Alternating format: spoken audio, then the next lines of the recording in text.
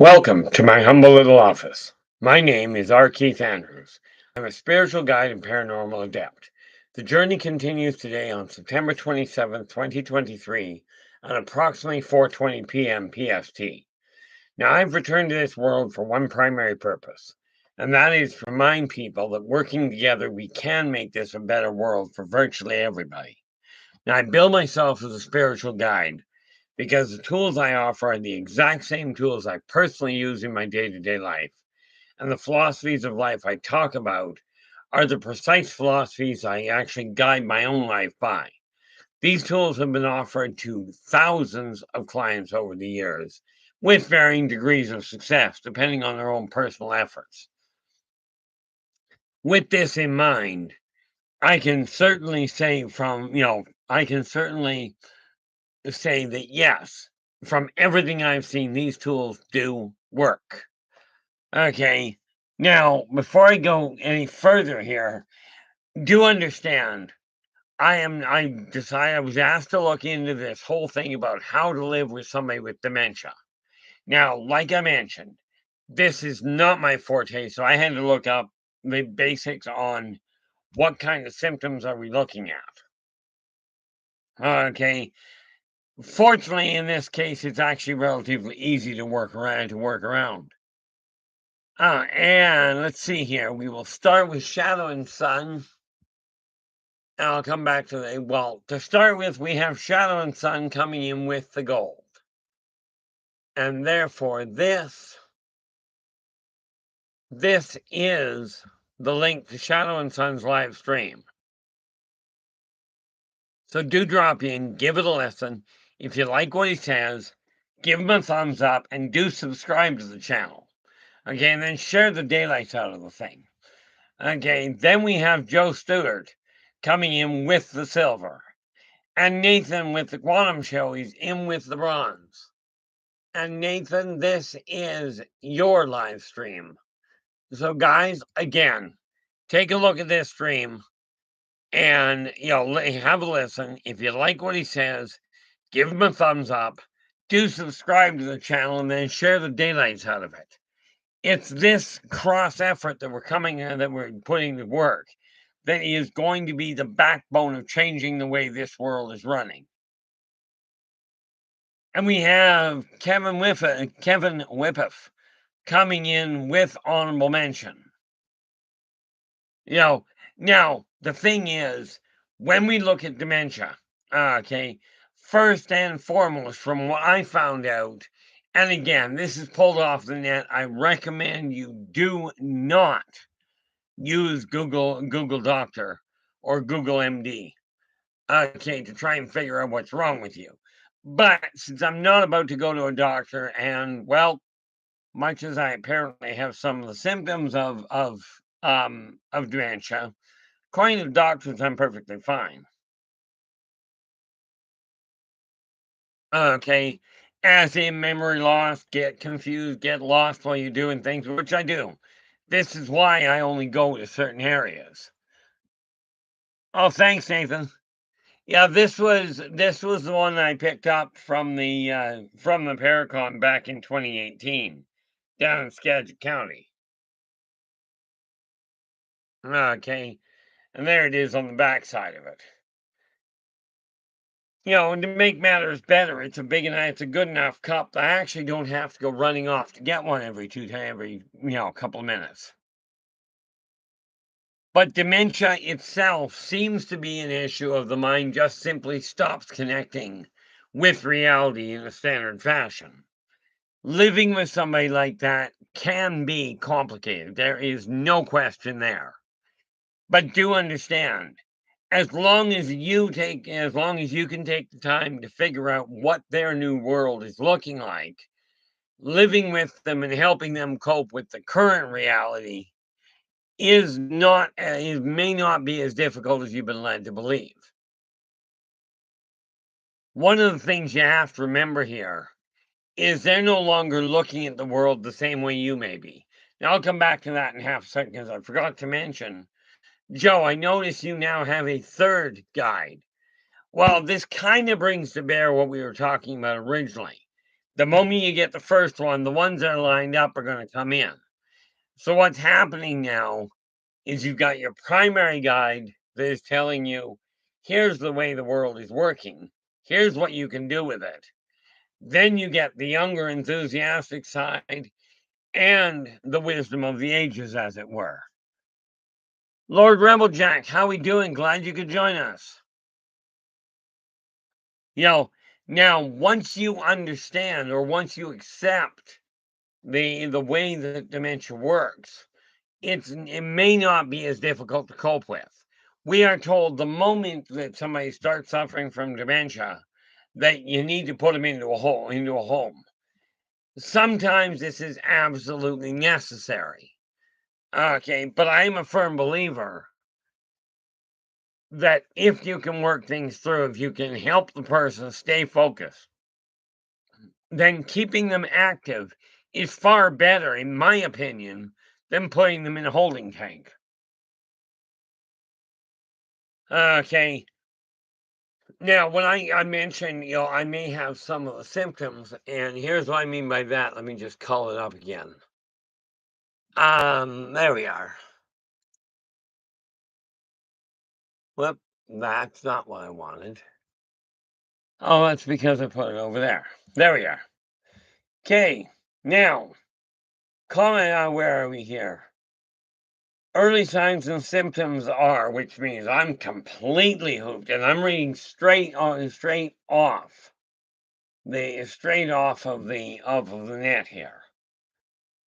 Okay, let me just see.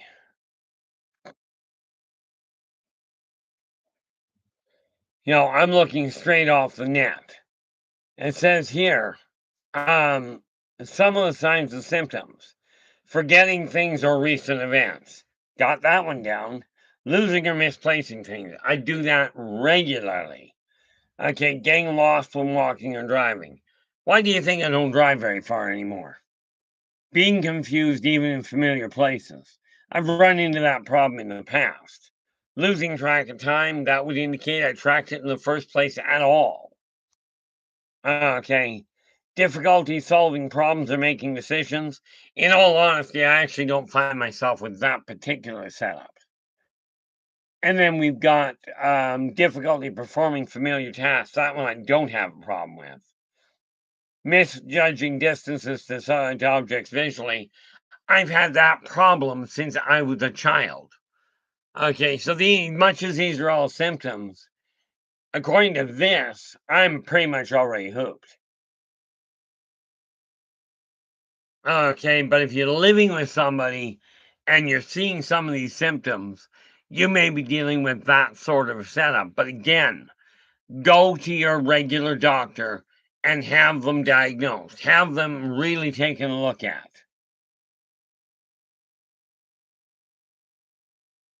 Oh, wait a minute.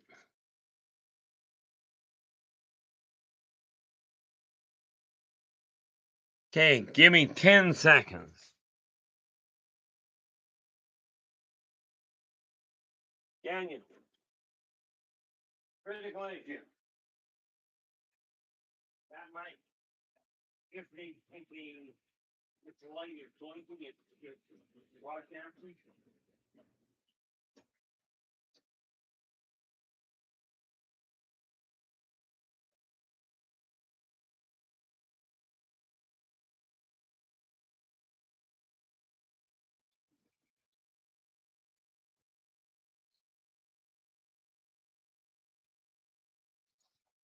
Son of a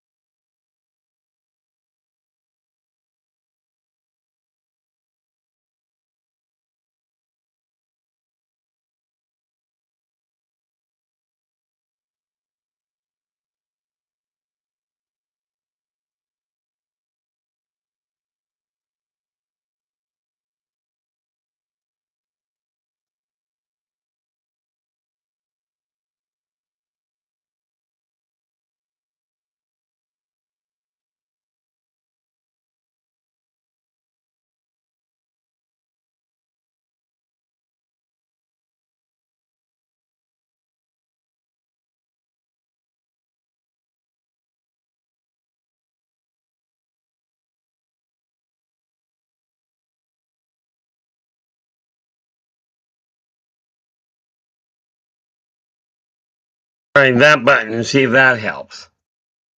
I'm playing around with buttons here to make sure I can get the thing working. Okay, do we got noise yet?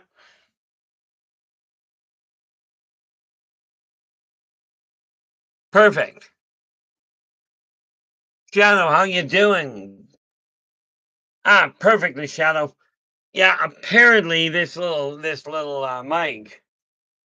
Let's tighten that up. Apparently this little mic, if I just tap the bottom of it, there's a little light there. Okay, and apparently if it's blinking, I've shut it off because it's solid now. Still trying to get the ins and outs sorted around.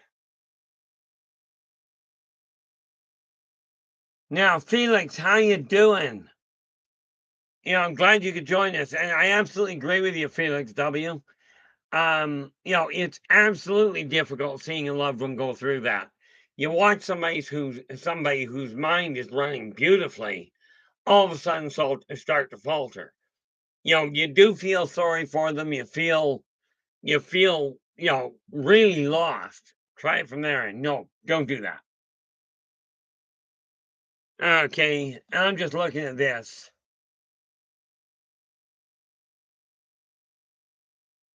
Yeah, it absolutely does have Felix. Now, unfortunately, in my case, or fortunately, I don't know which, I've been suffering from the temporal side of things since I was a kid. I still have that problem. But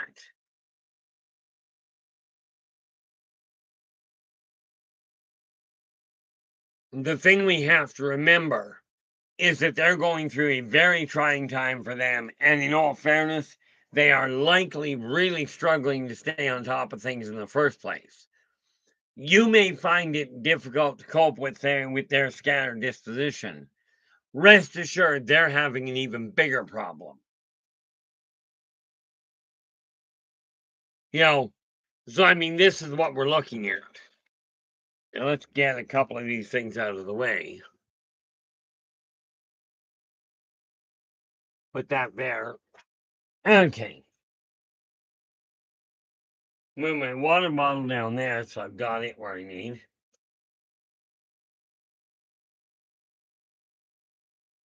What I'm doing is getting some of the mess off my desk that I kept getting sidetracked from.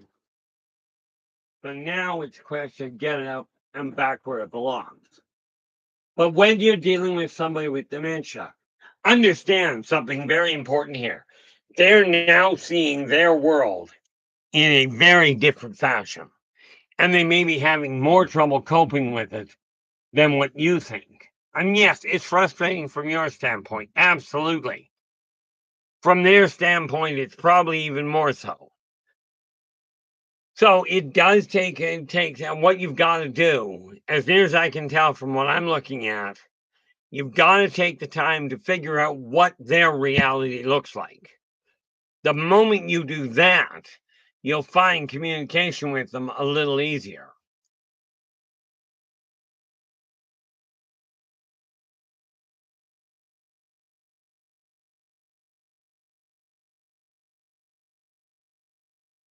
Exactly. It's very, the reality there, Felix, is when you watch somebody that goes crystal clear to completely disconnected, really hard to figure out, number one, whether they're understanding what you're saying in the here and now, and number two, whether it's going to hold. This is just the reality behind the problem they're dealing with. And for them, I can honestly say this from practical experience in a way, because I already have a problem with temporal association. Okay. But if you think it gets difficult to deal with them, try it from their standpoint. As a matter of fact, don't. Okay. It's really difficult, especially if you're used to your mind working properly. And then all of a sudden, your mind starts to slip and you lose track of it. This is where the complication comes in. If you understand what I'm referring to there. Okay, that got that mess out of the way. Yeah, I have a tendency of getting a few things going at the same time. Where are we? Okay.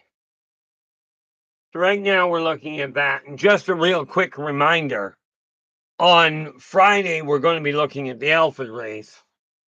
On Saturday, we're going to take a look at investing and what works. And I am not talking about which stocks to buy, because quite frankly, that's a gamble at best. Okay. But we will be talking about investing, how you can make it work for you, and what is your best path, what is overall your more stable path. This said, the coming week in October, Monday or Sunday is clearly open topic. Wednesday, we're going to be taking a look at your career versus your job. On Friday, we're going to look at how the imagination fuels future evolution, how your belief in what you're capable of doing is likely to alter the outcome of what you're up to. Now, this said, on Monday, on Monday, we've got the alien topic. I don't know what I'm working with yet. On Tuesday, we're going to look at gaming again. So again, if you've got a topic, let me know and we'll start working things in. Well, gravity works.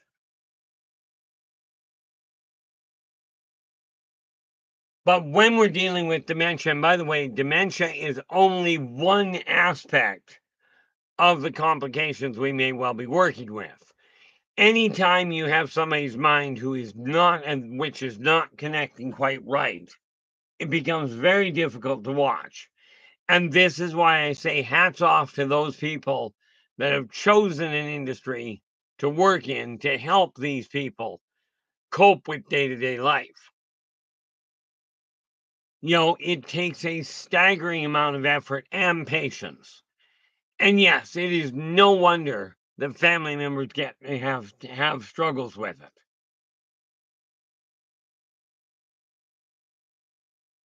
Okay, and Lord Rebel Jack, if I understand that correctly, you're hearing at this point.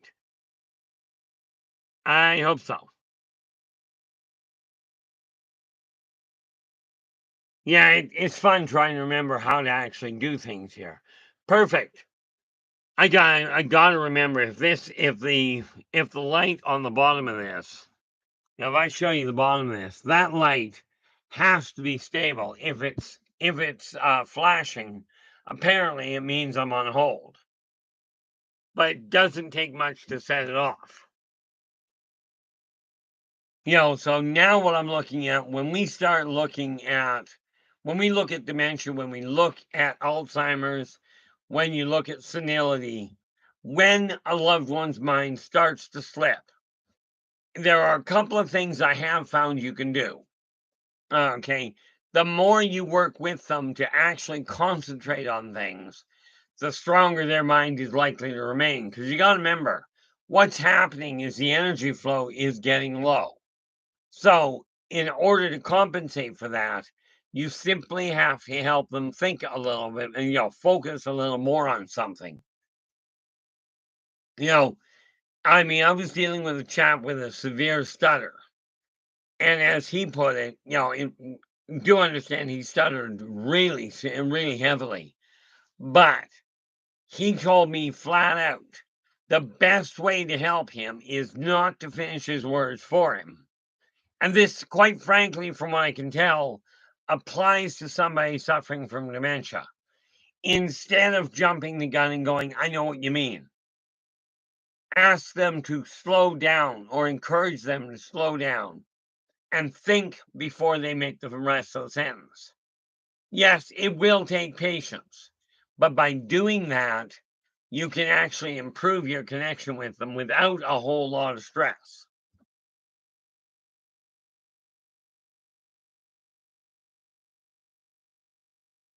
Hey Big J, how you doing? Glad you could join us.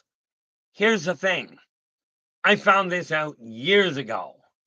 Chakras, number one, and this is going to go against virtually everything you've been told in all likelihood. Okay.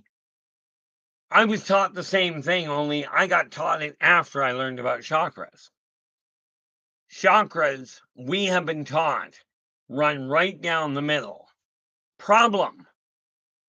Who came up with the conclusion that the chakras fit the corporeal body? Okay, as a matter of fact, that's one of those neat little topics I'm going to have to figure out where to pop into. So, somewhere down the road, it'll probably be a few weeks in all fairness at this point, we are going to look into chakras themselves. But here's the thing. Yes, chakras being twisted and running and strangled in a bottleneck situation. Okay, or do add to the complication. Here's the kicker. Chakras in the soul are not lined up, and I know this is going to go against everything you've been taught. Okay, chakras are not lined up right down the middle of your body. That's just not the way it works. Okay, I remember running into a chap one day that saw chakras very clearly. And yes, we are virtually, and most people taught about chakras are taught. They go all the way down from your gold to your silver, straight down into your, all the way through the indigo, the violet, the blue. This is not in order, but understand something. It is not a straight line. Okay. We are told the root chakra is your first chakra down, roughly speaking, between the knees. Thing is, that's not your root, and that's not where the anchor from the soul to the body is. The anchor from the soul to the body is right here. Okay, right in the solar plexus. That's where the anchor is. Okay. Now the funny part about it is, yes, if you can work with energy, stabilizing a person's mind with chakra manipulation or balancing, it absolutely can be beneficial. Now here's a kicker for you where it comes to chakras. Most people that are taught to work with chakras are taught 7. Okay. Let me think here. 9, we've got 11, 21, 22, 23, 24, 25, 26, 26, 30. Let's just see what we got here. And yes, I know this is a bit of a shock, but we got 9 there. We got another 8 there. 2, 4 more there. You've got another, so that's your fingers. We'll do that this way. Got 9 there. We've got, okay, got 4 there. You've got 2 more there. You got 2 there. 2 in the wing.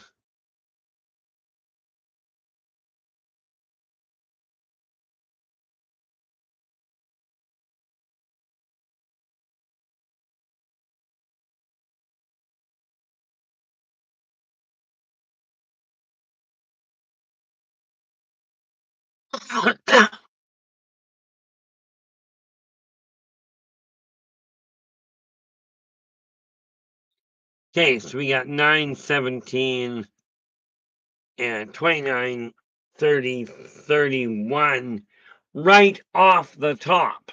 Okay, oh, and we got 7, well, 6 more. So we got 31, 37.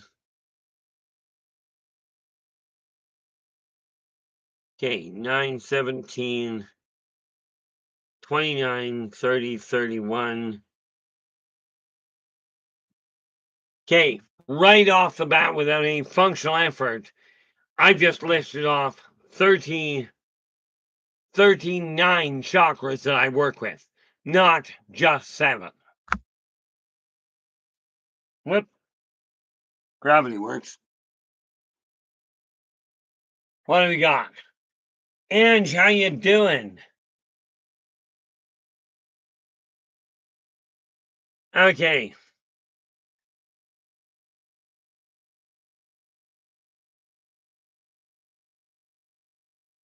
Yes, exactly. You're absolutely right there, Ange.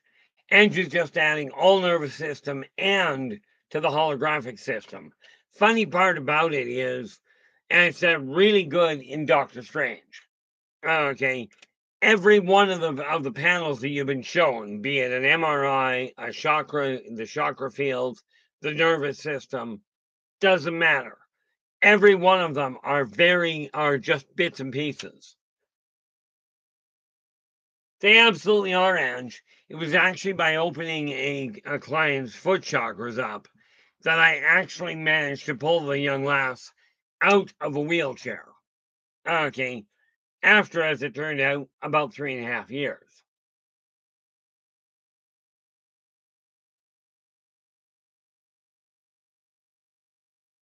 You know, so I mean, we are looking at a very interesting situation. But again, when you're dealing with dementia, you're dealing with somebody whose grasp on the material world has begun to slip. Now, to get that back on track, draw their attention to the material world. And yes, it's going to take time, it's going to take effort, and it will, in all likelihood, be kind of, shall we say, emotionally stressful, that sort of thing. Okay, it can be really rough on relationships when you watch a loved one starting to falter.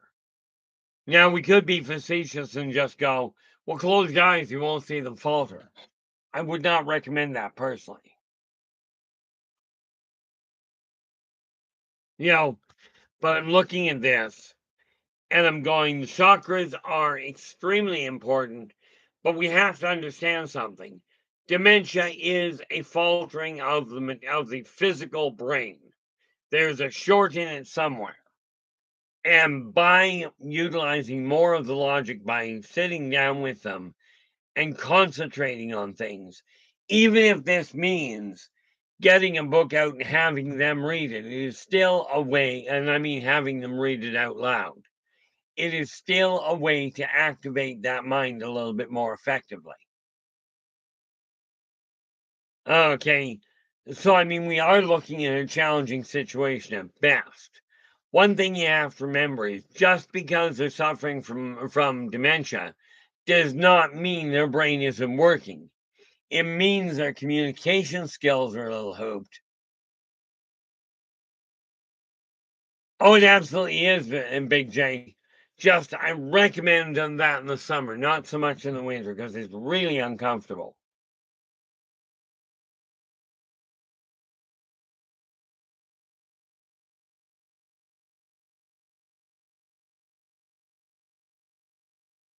Now, am I understanding, Ange, that you went through that aspect of it as in losing your memory, not being able to find the right words, this sort of thing? You went through that yourself, I take it, or you went through it with somebody else? You know, I've gone through it myself where I get lost, where I get turned around really fast, which is a problem from my end. Now, am I getting on in years? That depends on who you ask. If I gauge my health right, then I'm only halfway through my life. And this brings me around to the other side of it. When I'm looking at building an empire and building a school to help people learn. Ah, I'm not sure. In all fairness, Ange, I'm not certain what white matter disease is. I do know what a stroke is like, and that is annoying. I've had lots of heart attacks. Well, in all fairness, I think I've had 5 strokes. They know of 2. In all fairness, I don't know why they called the first one a stroke. I was dead. I'm guessing you didn't agree with the idea of the wheelchair. They're a pain in the neck to get upstairs.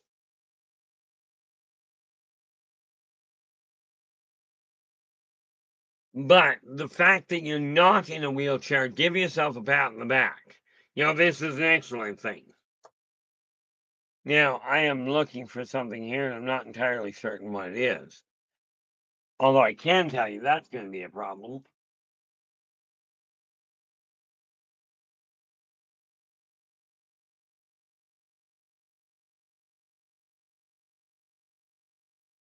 There we go. Now I've got air on me.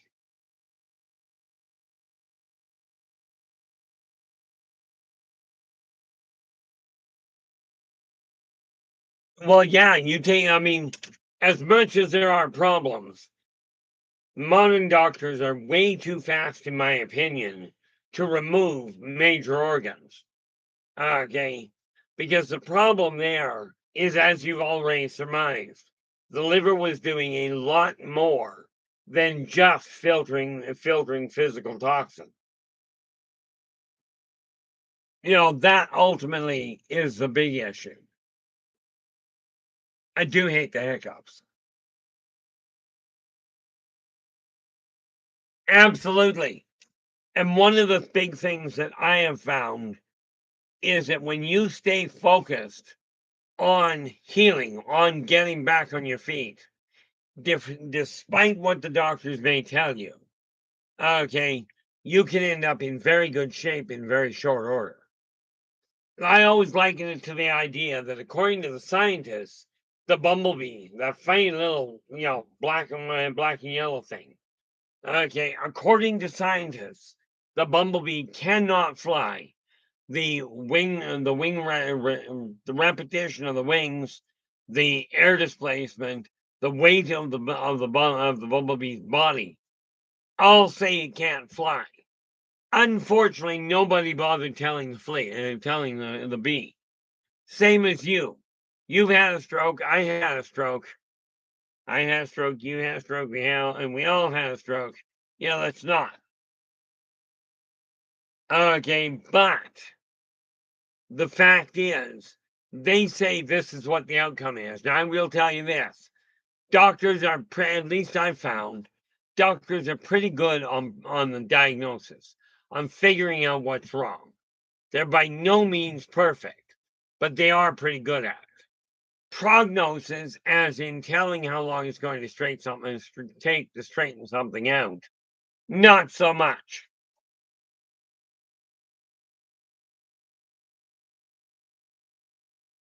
I do have to get that letter off.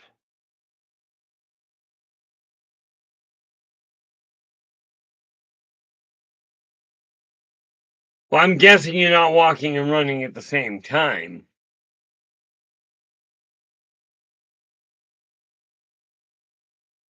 Yeah.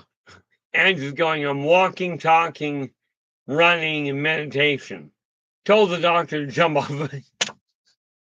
That was pretty much what I told him when he said I was going to be 6 to 8 months trying to get things sorted out. It's like, I am not taking that long. 2 days later, they gave me a day pass. I did actually come back. But much as I encourage you to talk to the doctors, I absolutely will encourage you not to buy into the negative side of their diagnoses. Okay. I had a young lass I ran into in the hospital one day. And, I looked at her and she was looking pretty worse for wear. I had gone in to see my brother. This young lass was on a gurney and hooked up to IVs all over the place. And I'm just me. So I just looked at her. I says, "You're looking a little rough." And she goes, "Yeah, doctor said I'm going to be dead. I'm likely to be dead next week. They already called the parents and called the family in." I said, "Oh," I said, "this is going to sound really, really twisted. So bear with me on this." I said, "I'm not a doctor. Okay, I'm not an MD. And I don't intend to lay a hand on you. As a matter of fact, I don't even intend to get any closer to you. But do you think you're up to kicking your foot out from underneath the blanket, your left foot out from under the blanket. She goes, yeah. I says, if you can do that, I just want to double check something. So she kicks her foot out, and I looked down at it and I went, nope, you're not going to be dead next week. And she goes, but, and bear in mind, the doctors and the nurses were right there. Right. And she goes, but the doctor said I've got to prepare for it. I said, I'm not debating what the doctors told you. I'm just telling you it's not going to happen the way they've laid it out. And she goes, well, why do you say that? I said, there's no expiry date on the bottom of your left foot, meaning you're not ready to go yet. Well, I was down the following week, and here comes this same little old lass walking down. By the way, this young lass was, I'm guessing, in her late 80s, early 90s. Okay. And she's walking down the hall with the doctors and the nurses and at least one other patient. And she sees me coming down the hall and she goes, that's the guy that told me I wasn't going to be dead this week. That's the guy that told me I was going to, and that I still had a long way to go. Right. Susan, how you doing? Glad you could join us.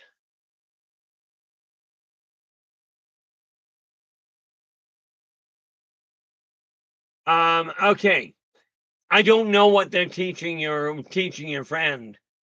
But just a curiosity question, Susan.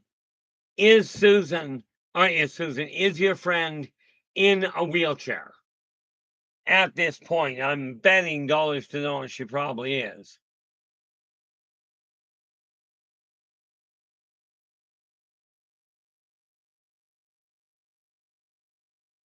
What do we got here? Yeah, Lord Reproduction is going, the belief system ingrained in us about healing is tough to overcome. I never believed in self-healing till recently, yet I'm not having any luck with it.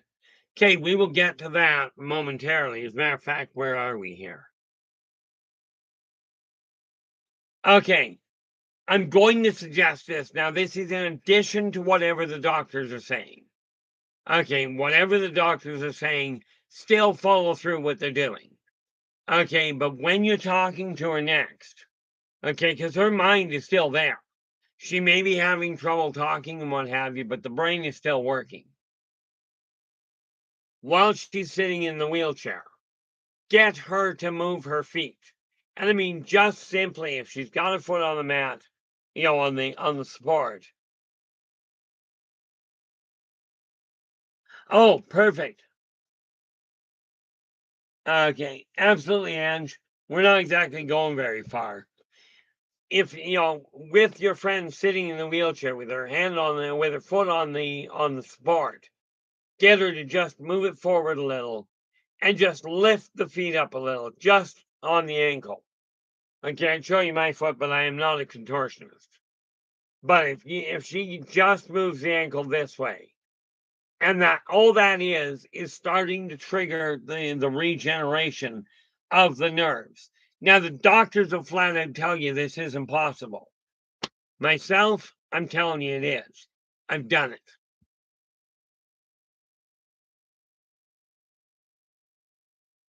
Okay. But by the way, guys, where this becomes still part of the issue of dementia, you're still looking at a mental misfire where the brain has to be rebuilt. This is doable. But the first thing that's got to happen is the individual has to believe it's possible. Okay. If they don't believe it's possible, they're going to run into pretty serious complications.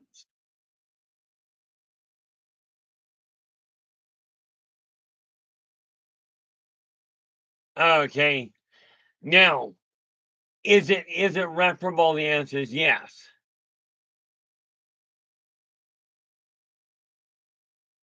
I won't argue what they're considering, Raymond, and I am no medical doctor, so I can't effectively, really put a solid point on that.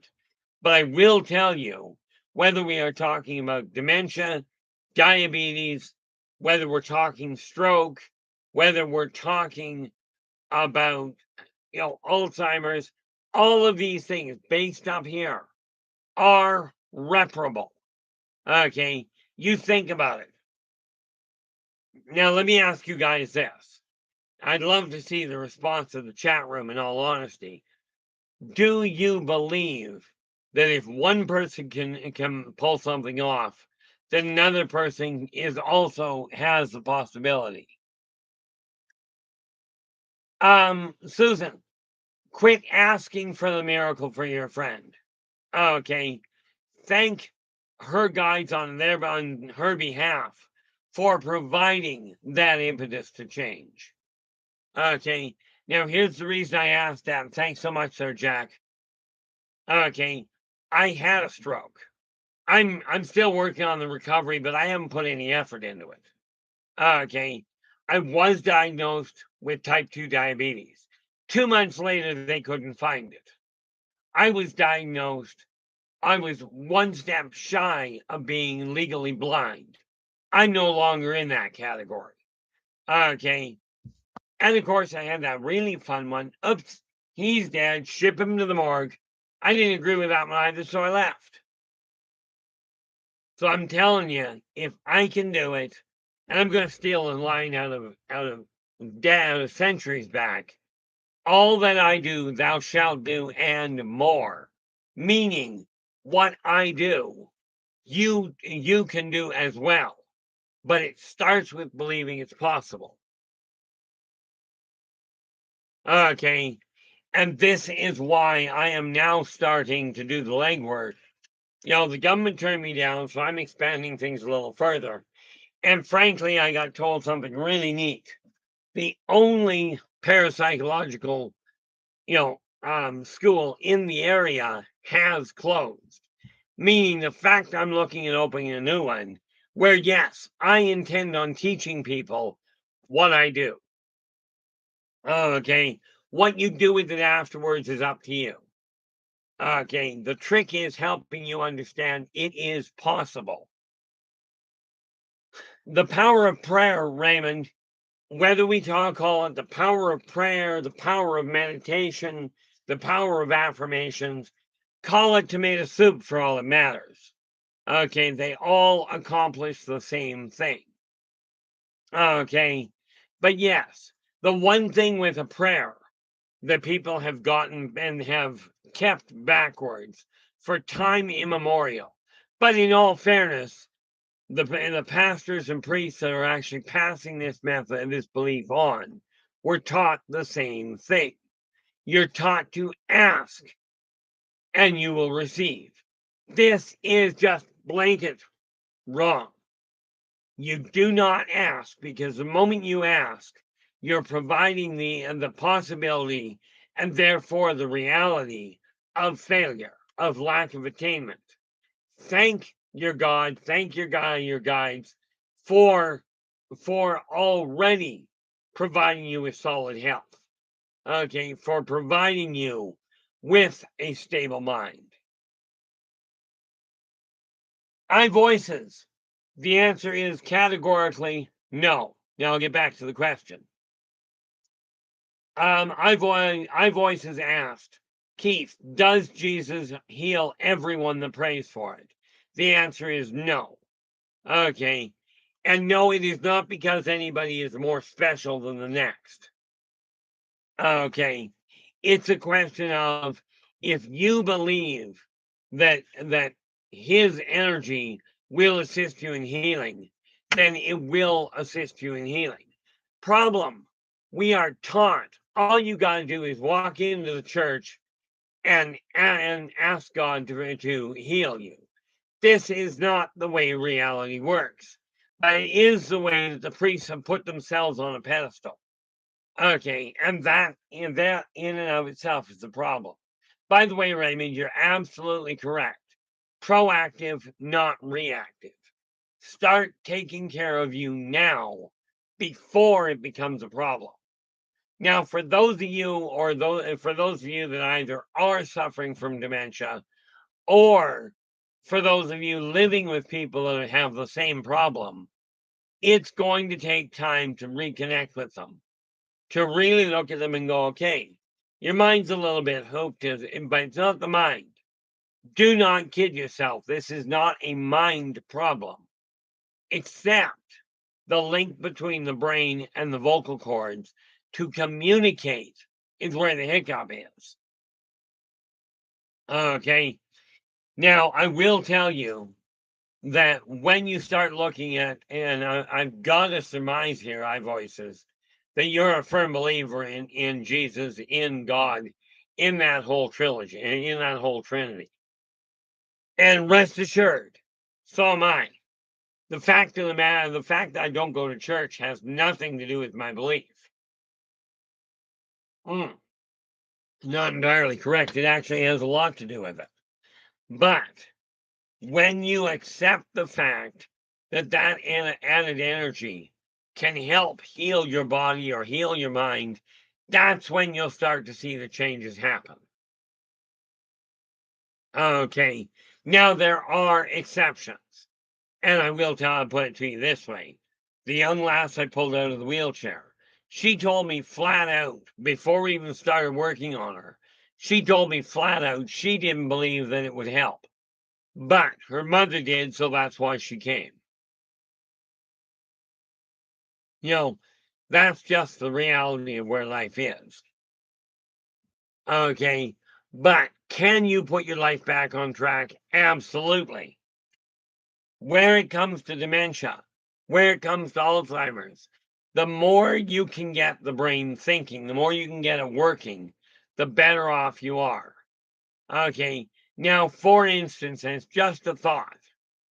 In this case, Joe, I'm talking directly to you.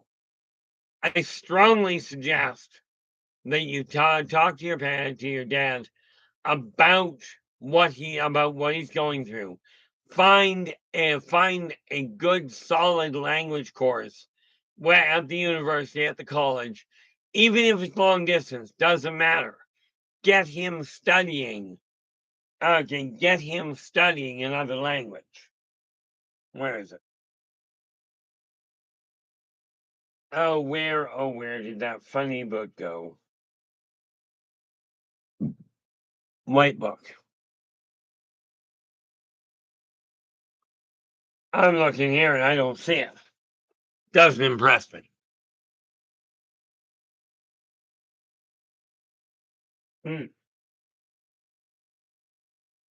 Nope. I've got an Italian book around here somewhere that I really should start working with.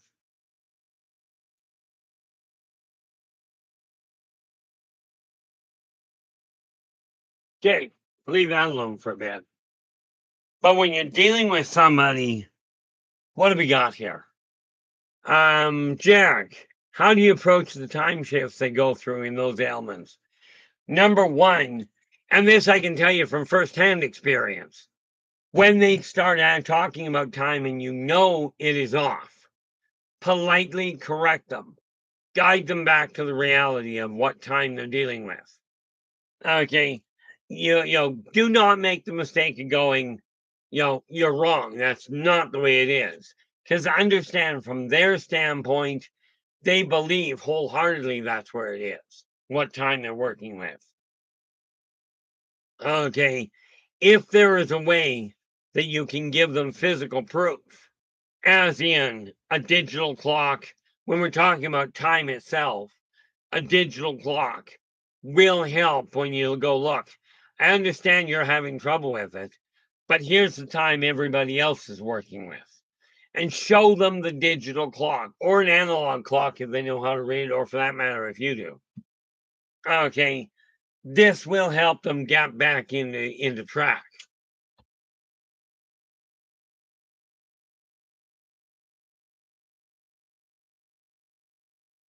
That's one of the things that we have to look at here. Because you got to remember, from their standpoint, what they're talking about is their reality. Ultimately, Jack, yes. Okay, a lot of repetition, but do your best not to get frustrated with it, because rest assured, it is more frustrating for them than it is for you.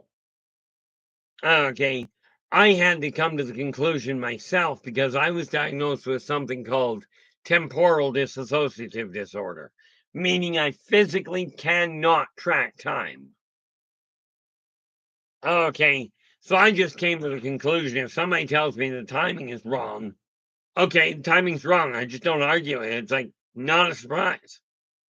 Okay, but yeah, it's a slow and subtle guidance, really. It's not a question of convincing.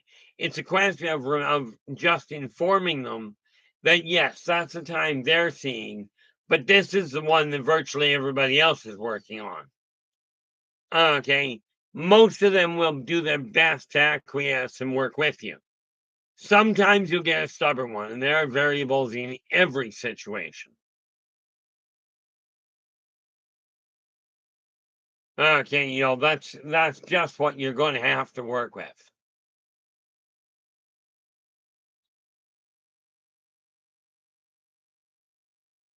But do understand the big thing people overlook. Dementia sets in, Alzheimer's sets in, and people all of a sudden go, "Oh, they can't think." There are people that will sit there and say something, and the person suffering with it is looking at them, going, okay. And what do these people that are not trained properly and have run out of patience? What do? They yell at them, as in they try and they talk louder, like that's going to help.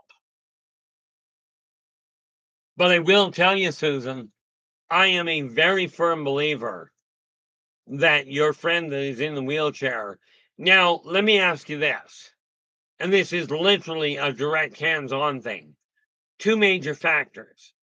One, do you know anything about energy healing, or do you know a Reiki master or Chinese acupuncturist that is in the area that you trust? Any one of those three will work for this. Okay, and yes, I understand the stroke shorts out things. Okay, but let's see what we can do about that really funny thing. And the one thing I did find I do enjoy doing is screwing the doctors up. So why don't we take a look at that friend of yours and see what we can do about guiding you to help her get her feet on the ground? Okay. Now just remember, Joe, no going out and sleeping with the corpses. This is just not going to go well in the neighborhood.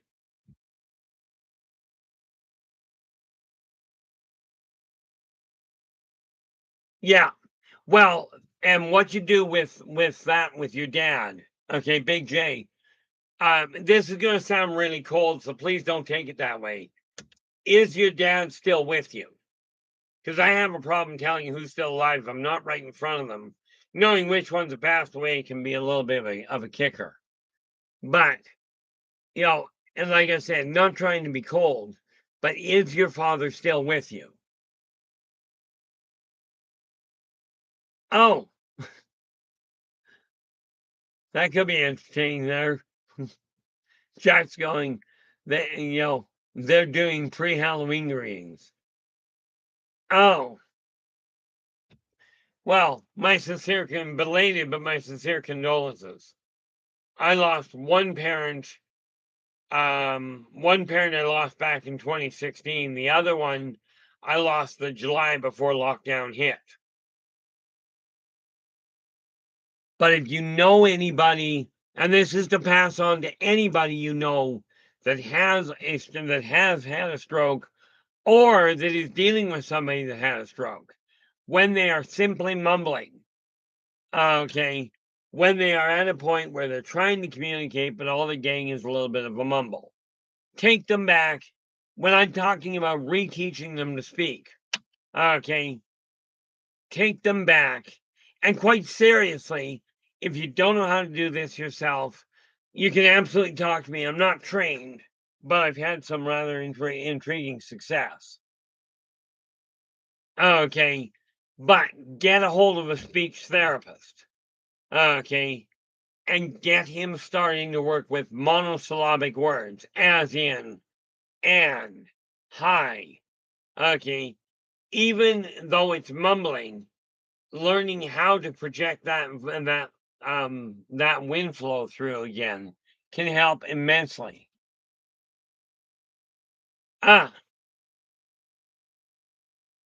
Okay, Susan, and like I'm just looking what you wrote there. Susan says, my friend is in New Mexico. I'm in California. My prayer is for her agency to receive healing. You know, again, when you're talking to people that are connected to her, you know, absolutely the same applies. Still, and they're going to look at you and go, well, they've got physiotherapist. You know, she's seeing a physiotherapist. And that's why you look at the person and go, great, I'm glad to hear that. Is she out of the wheelchair yet? Okay. And of course, they're going to tell you no. So you look at them and go, okay, then would you please get this message passed on to her? Okay. Because I'm telling you, when you get that passed on, there is nothing, you know, if there is a problem if she's in there too long, the muscles will absolutely atrophy. Okay. But if she's still in a wheelchair, then rehab has not been as effective as it can be. And their method isn't working as well as they would like to believe. And this is what you've got to get across to them. Do not ask me how to be diplomatic about it. Okay, I am not the person to paint that picture. You know, I do agree with you, Jack. You know, the comfort is knowing they're not gone. You'll see them, you'll see them again. This is correct. Okay, but I will tell you, if I had my druthers, I'd have made better use of my time with my mom and dad while they were still here instead of doing what I did. Okay, and we're not going to get into that because I can't do anything about it now anyway.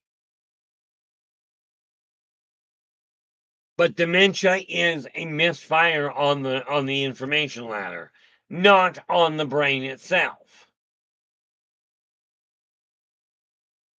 You know, the reality is any damage your body takes, your body can rebuild.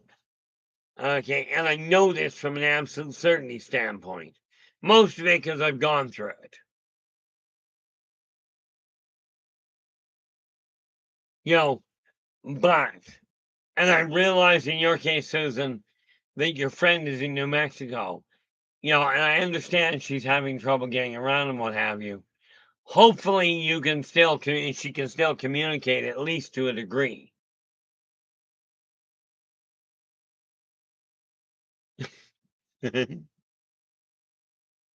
Yeah, Joe goes, I'm not going out there now.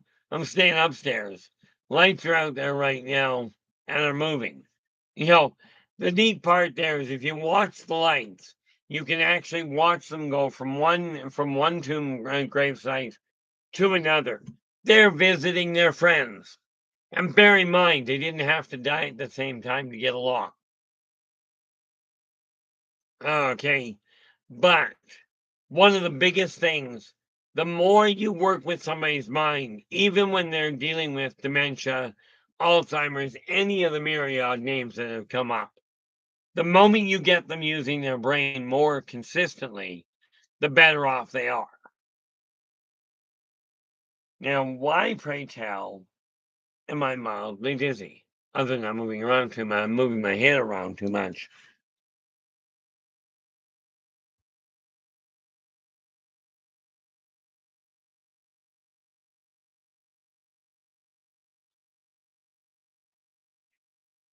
There we go.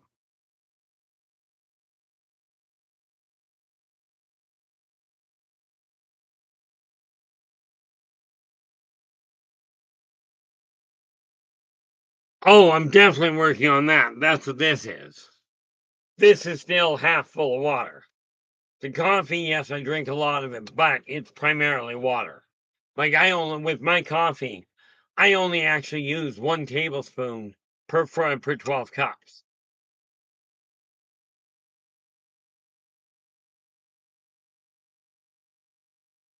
But the more active you can keep somebody's mind, the more stable it gets. Okay. And contrary to what the doctors have said, I am a very firm believer that Alzheimer's, dementia, senility, all of these things are beatable. They are not a one-way trip into oblivion. Okay, I think in order to get to oblivion, you gotta go through Skyrim. Or maybe it's you gotta go through Skyrim to get to Morrowind. But you get the idea. But absolutely, your sending love and appreciation to her is absolutely helps. Because much as she may not know where it comes from, she can certainly feel the energy. Okay. It will still have a beneficial effect. Now, something we have to remember where it comes to the whole world of the mind. Your mind is a phenomenal thing. And if you think computers are fast today, you should try the way the mind works.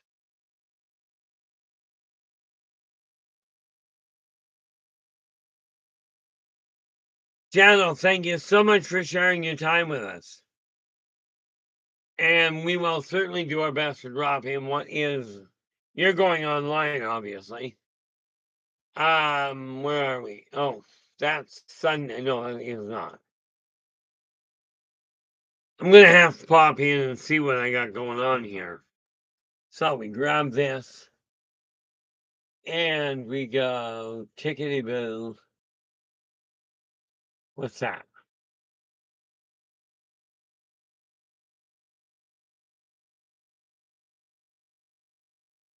Why am I doing that, you dingling? Hold down control, I can do that.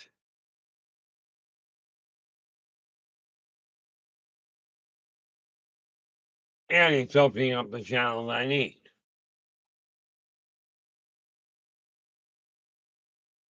Well, oh, that was the wrong one. That's what the problem was.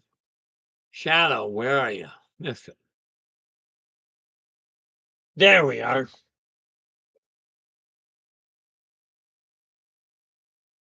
And we go live.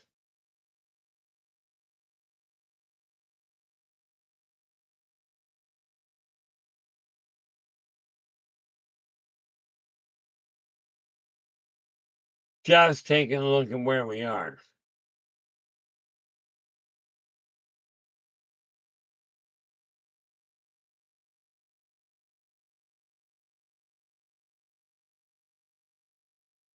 I was just looking at my channel and seeing if things stood out here. Unfortunately for me, not really. But what do we got here?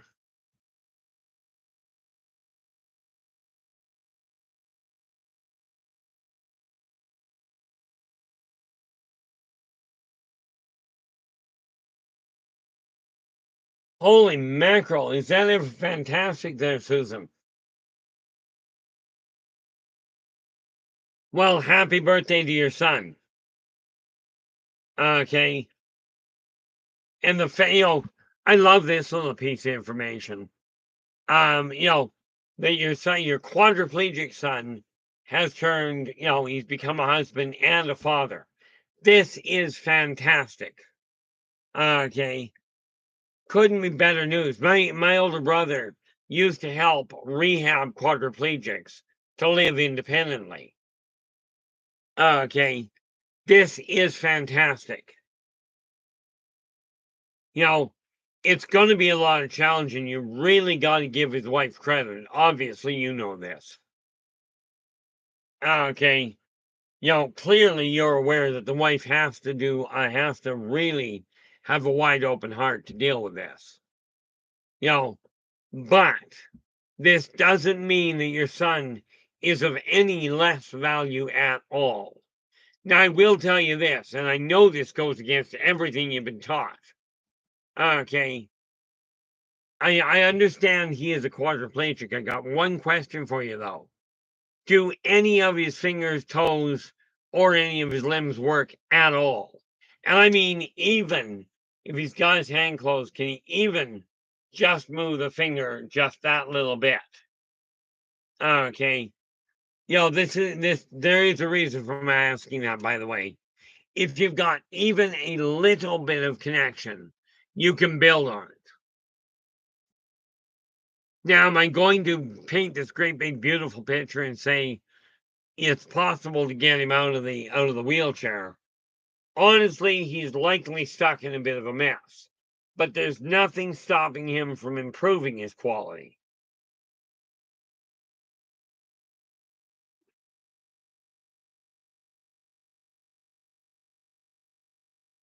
Greg, how you doing? Glad you could join us. And absolutely say hi to Janine for me, please. You know, the reality is, okay, perfect.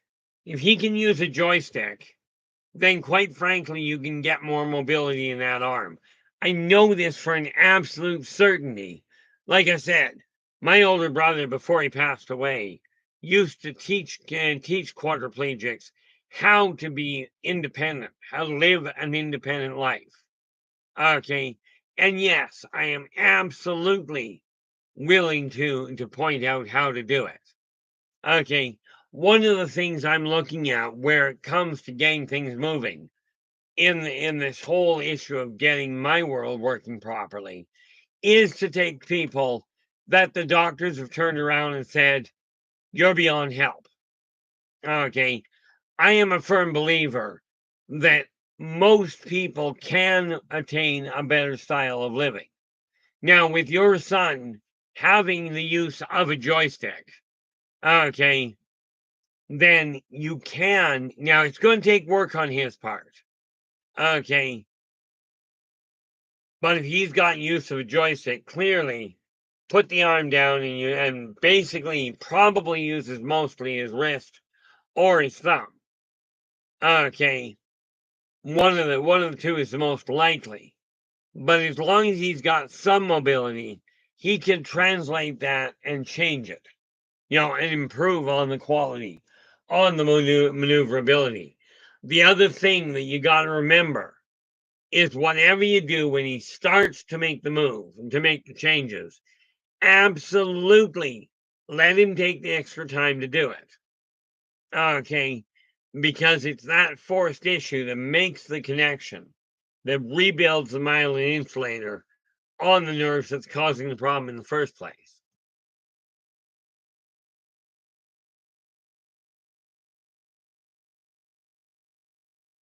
What do we got here?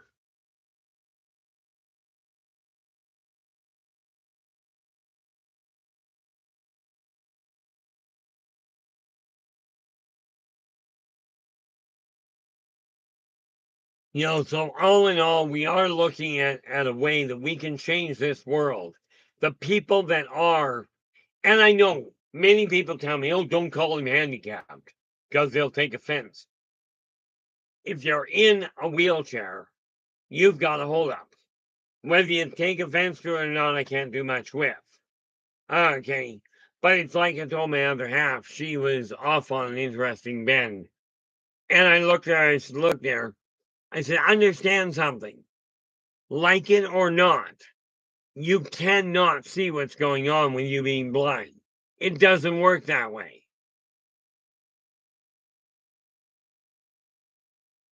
It's frustrating for these people, but I'm a firm believer that in spite of what the doctors have told you, or possibly because of what the doctors have told you, I'm here to tell you that it is possible. If you believe that if one person can heal, so can everybody else. If you're of that mindset, then there is nothing, and actually more importantly, if the person you know of that has that kind of a hold up, whether it's mental or physical, okay, that person has the capacity to heal. Adam, how you doing? And Adam says he's just heading down to Medicine Hat from Calgary. This is fantastic. Just remember, there's less. No, don't go there. I was going to say something that could get me in trouble, so we won't do that. But absolutely, absolutely there, Adam. Do pay attention to what the other geniuses out there are doing, because they'll tell you most of them aren't paying attention. Though I do suspect you know that better than most.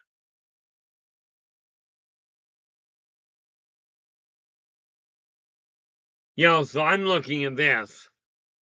Okay, I've got those letters that have to go out tonight. And yeah, it's my wonderful little, it's my wonderful little dragon.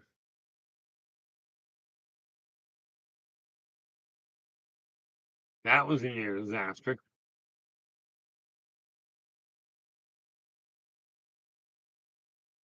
What do we got over there? Not a whole lot.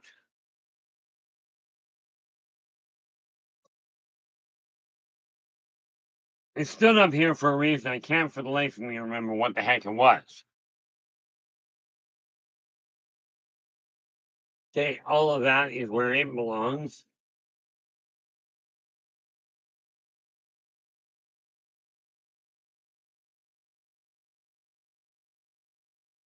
Hmm. Intriguing.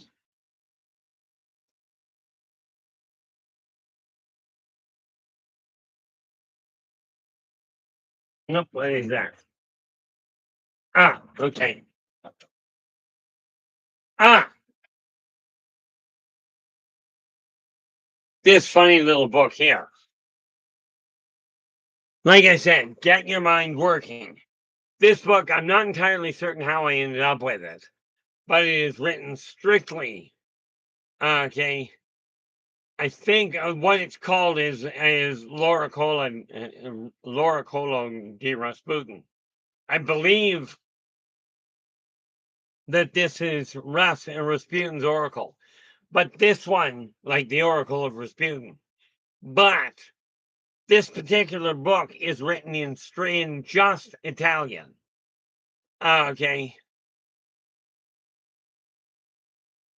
Oh, perfect. Susan's going. We're scheduled for a family call at 5:30.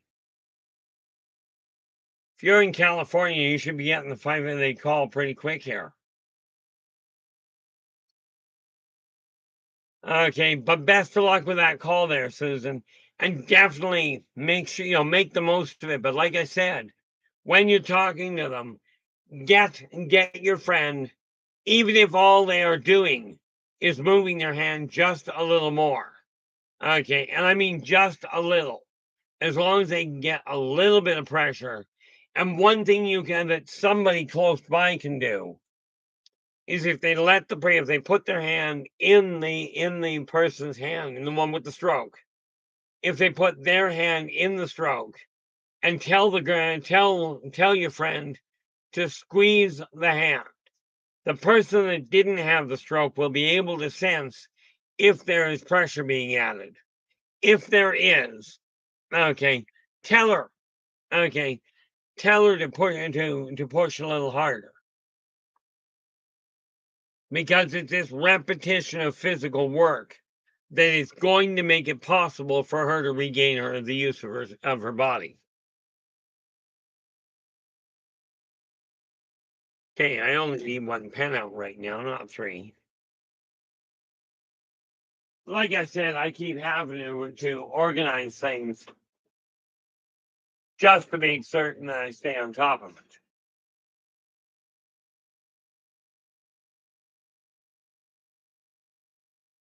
Now, what time are we? We're at 5:35 here. Now, with this in mind, okay, when you're dealing with somebody with a mental misfire, the fact that they have a mental misfire, like it or not, some people go, you can't say that they've got a mental problem. Yeah, you can. If their brain isn't working right, they've got a mental problem. Okay. I mean, it's absolutely correct. Do not make fun of them for it. Okay. But acknowledging the fact it's there is imperative. And many times it will take the other people around them to go, look, you do have a problem, but we can work on it. Okay. And this is the thing we really have to focus on. Now, where are we? Oh, well, that would explain why I'm a little dizzy. When we got up. I've actually been up for 12 hours today already, which is not a bad thing.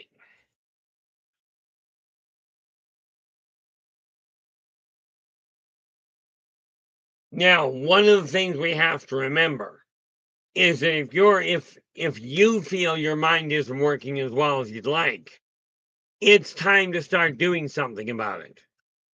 Now, like I said, okay, in my case,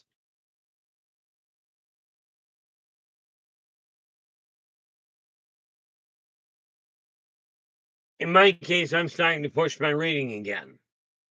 Okay, so of course, on the one hand, I'm reading the Bible. That orange thing is a tag. I told my mom and dad that I told my dad specifically I would read this cover to cover. So I'm working on it. Then I've got this one that I started and I've been reading, but boy, is this one dry in my eyes. I'm still going to finish it. Okay. But the more you physically read, and I don't mean listen to an audiobook, the more you actually use your mind, use your extra senses, as in your eyesight, okay, the better off you'll learn, the better your brain is going to go. And like I said, just the day before yesterday, I started reading the encyclopedia. Now, I got this one back in 79, 74. So I was 11 years old when I started getting these. I've got the whole set here, so I'm going to read the whole set before I pass it on. Okay, yes, it is incomplete information. The Hobbit Jack, The Hobbit was literally the first book that I ever found I didn't desire to put down. And okay, this is the first book, literally, this is the Heart of the Special Edition. I think this is the third printing, if I remember correctly. But this is The Hobbit. I'm just going to double check. I open this up. Whoop, went too far.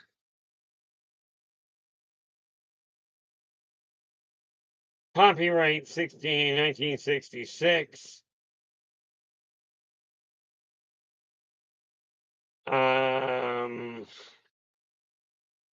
Looking for which printing it is. Now you can get this one in 66 by any stretch. Actually, in all fairness, I didn't get it at all. My brother did. I just happened to get a hold of it.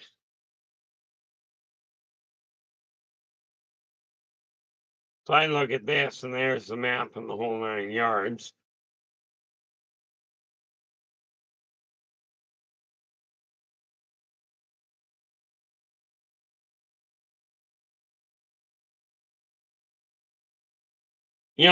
I think this is the third printing, but I'm not going to carry on looking for it. I can tell you that's The Hobbit. Okay. So it's staying with me for, until I drop dead anyway, then somebody else can have it. But until then, it's not going to happen.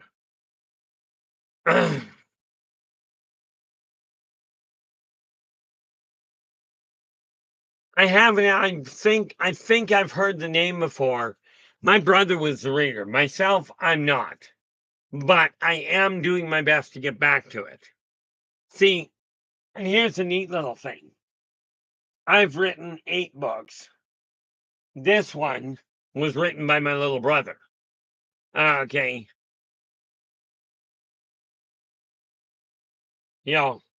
So I mean, I wonder if he actually put it down as him or what the story was here. Yeah, he did. Yeah, this is literally a book written by my little brother. Okay, I got to talk to him and see what he's doing with it. Because that was supposed to be a series as well. But what he's done with it, I don't know.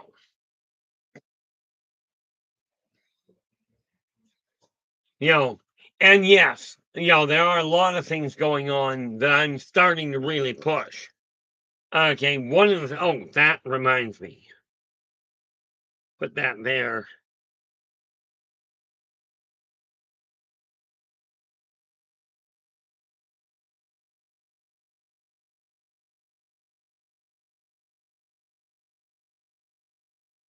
Just mark down that I've got to start working on my social media presence.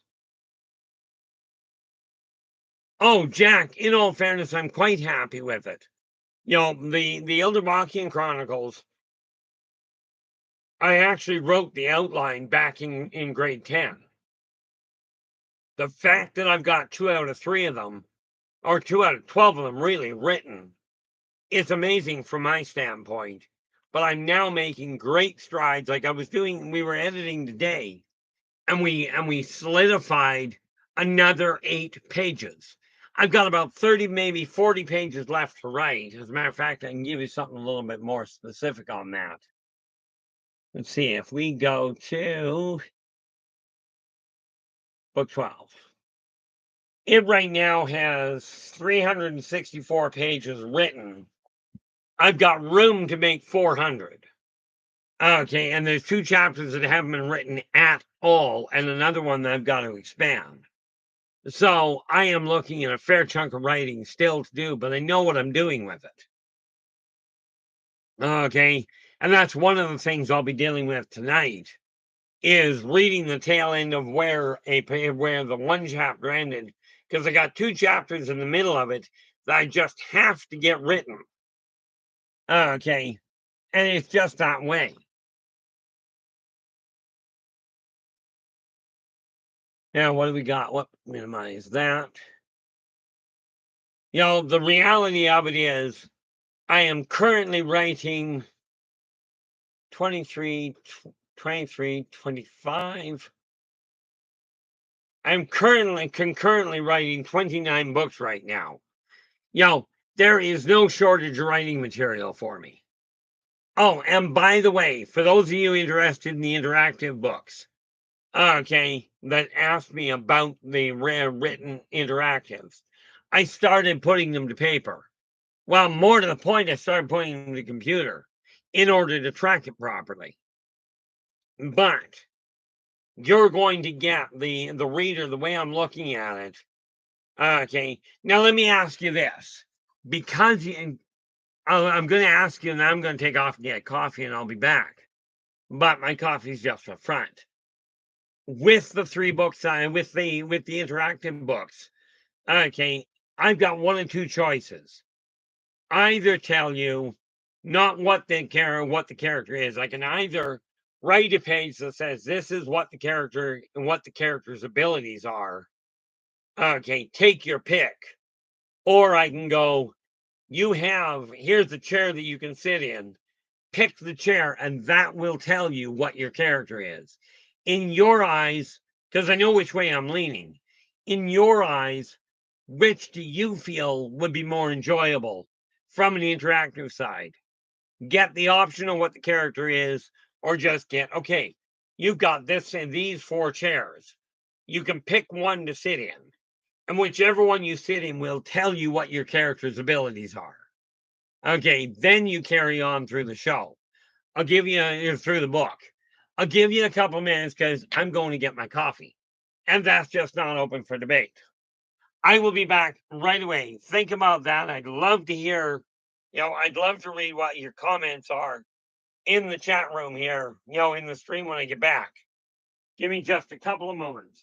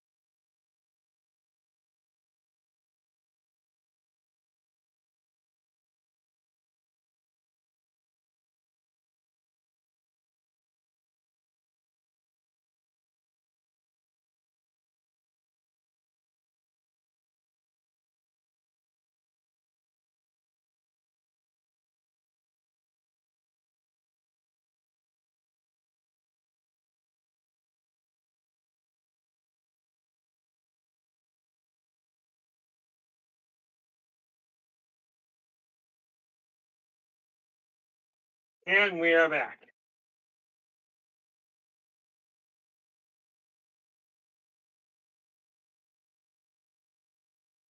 Whoop, that was near a disaster. Okay.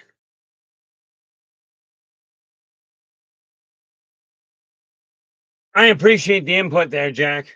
That was kind of the direction I was going.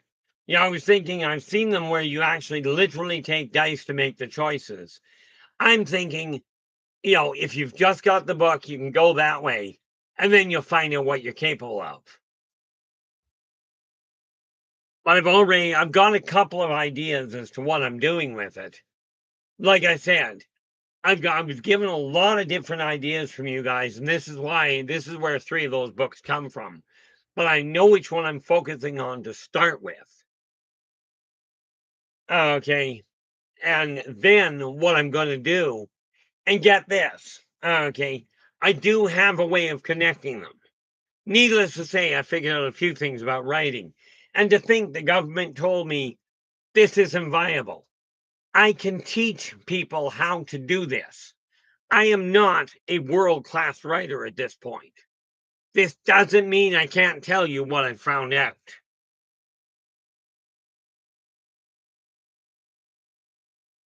I even figured out how to take that whole interactive and tie it to the real world. Okay. But I will warn you, right now it's in the starting writing stages. With everything else going on, because I'll be danged if I'm not going to get the other ones out and done. I've got two major endeavors going on right now that I've got to get dealt with. Go through that today. But dementia, people say dementia means your mind is starting to slip, you're having trouble focusing. Maybe I am. Maybe 29 books at once is a bit scattered. By the way, I have 8 more in queue. In other words, when I get the next 8 done, I'll still have 29 I'm writing. Okay. Now, I am not, much as I was an English major, I am not an English professor, and I'm not interested in becoming one. Because I will tell you, you learn too much, and what happens is your creativity goes out the window. Because now you're all of a sudden stuck with, I've got to make this right. So I'm looking at this whole idea of making it an escape route. Okay, where you go, okay, this is what I'm looking at. I've got a character that's got this capacity. This is what he looks like, this is what's happening. And you've got all kinds of choices that you'll have to figure out. The catch to it is that once you make a choice, you can't undo it. Okay. If I could figure out how to write it on a computer, whereby you go, okay, I'm making this choice. As soon as you make that choice, the other choices are all wiped out.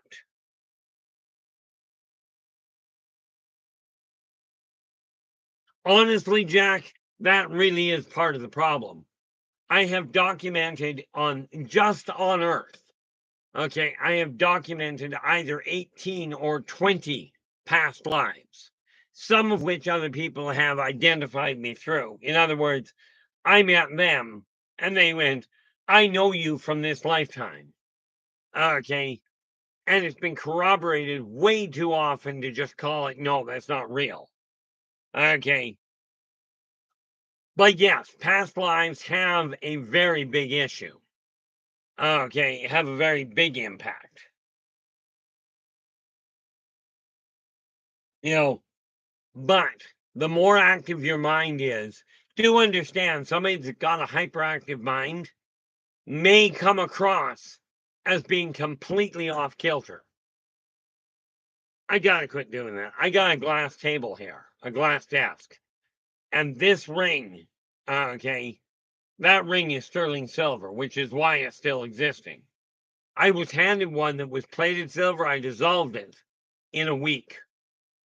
This one's sterling, it doesn't dissolve. Sterling and that's malachite there. Okay. So when I'm looking at that, I got to take a look at the reality of how do we make this world work better? Okay. If you're dealing with somebody with dementia, with Alzheimer's, with senility, or just plain forgetfulness, okay, work with them. Encourage them to slow their mind down so they can think before trying to speak. That will enable them to communicate more clearly, making it much easier for all of you to deal with. Okay, yes, it's going to take work, it's going to take focus, and it may be a pain in the neck. No, in all likelihood, it will be.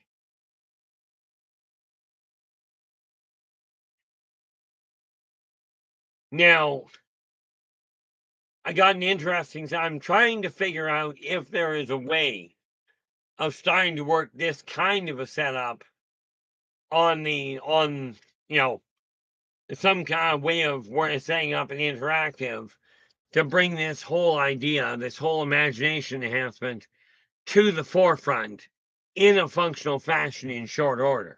Haven't quite pieced it together. Okay. But what I do know is that I've got to, I think, let me see here. Go back over here.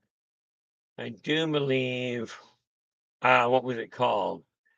By. No.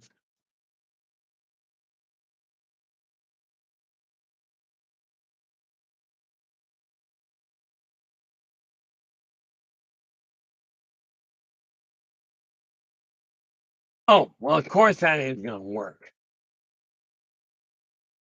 That won't work because it's in the wrong, it's literally in the wrong email box.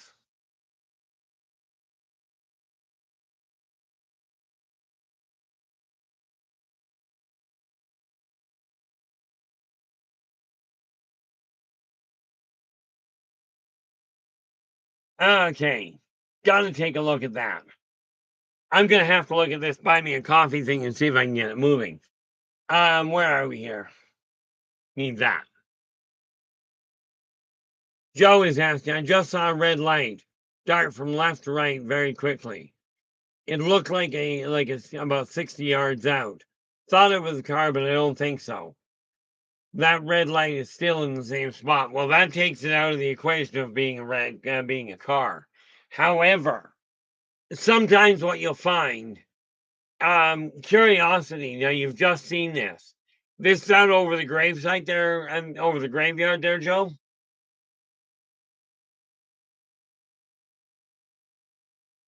Because there are different colors that the spirits will use. Okay, without a shadow of a doubt there at all.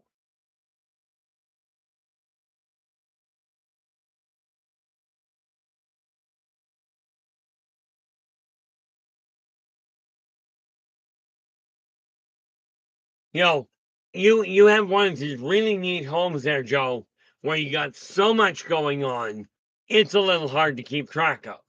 But that can be extremely exciting.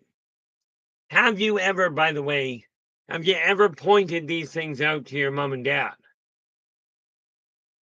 Just a curiosity thing. I'm laying odds on no, but, or at least didn't register well. Just a thought, though. Anything that pushes the mind will help with the dementia. It'll help stave off the dementia, stabilize the mind, and get the logic brain working once again. But like I said, this is all in tandem with what the doctors are doing. Because for pity's sakes, if you've got the doctor's help, absolutely, if it's working, even if it's only working to make things more comfortable, stick with it. Okay. When it starts becoming detrimental, that's when you start questioning. Okay. But I'm looking at this whole thing. The mind is a phenomenal tool. And you got to remember the modern computer was patterned after the way the mind works. Okay.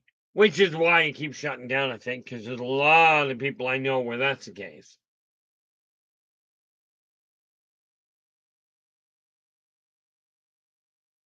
Now, I have decided, and I've had some people take me up on it, you know, because people have asked me about buying me a coffee and that sort of thing. I'm going to be looking into that tonight and see if I can figure something out. Not to mention modifying branding, that sort of thing. My big concern with you guys right now is many of you do not think in the standard fashion. If you did, you wouldn't be here. But the fact that so many of you get along in this room is absolutely phenomenal. Okay, clearly, by the way, I'm just looking at the number of people in this room. Yes, it is very necessary. This is a topic that was very necessary. You requested, absolutely. And I don't have any regrets here at all. But I'm looking at this, and sometimes I've seen 15, 20 people in the chat room or more. Okay. But I also know there's a lot that listen to it after the fact. Okay. Tonight is a pretty mild chat room. Okay, but I can tell you this. If you know anybody that is having a, if you will, mental misfire, this does not have to be permanent. I'm not debating what the doctors are telling you. I am telling you that they may be overlooking things. Okay, because it boils down. Absolutely, Jack. And this is why, Jack was just saying it's comforting to have a place for like minded people to share an experience. This is one of the reasons why I look at the cross chatter in the room and go, this is a support system that is happening. All I'm doing is turning on lights. That's all I'm doing. Okay. And when I decided, well, I was telling the lady at Work BC yesterday, that I am going to build a school to teach people how to do exactly what I'm doing. What I haven't figured out is the pricing on it. The individual consulting is easy.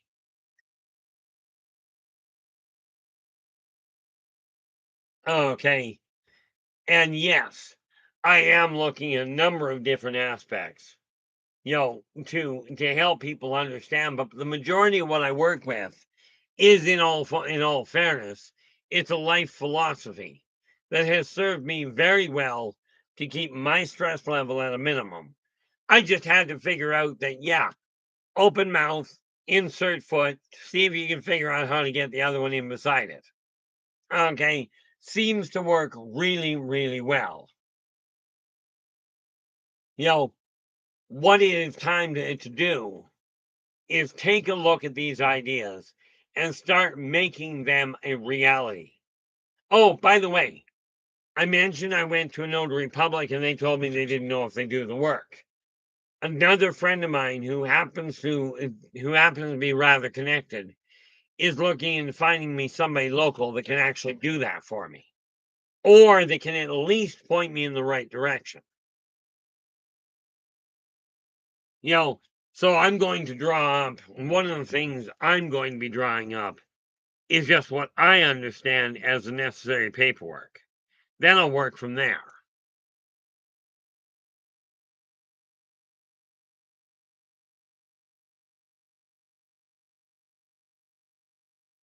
Oh, and I'm a firm believer. You got a few spare spots out there, and that's wrong. That just about came out very wrong. I'll let your imagination go where it will with that. Okay, but there are a lot of ways of getting the imagination to work. Okay, and the neat part about it is I have figured out that if we can get the brain working and an interactive book, do not ask me who came up with the suggestion. One of you guys in the chat room came up with it, and there was a lot of people that said, yeah, that's an excellent idea.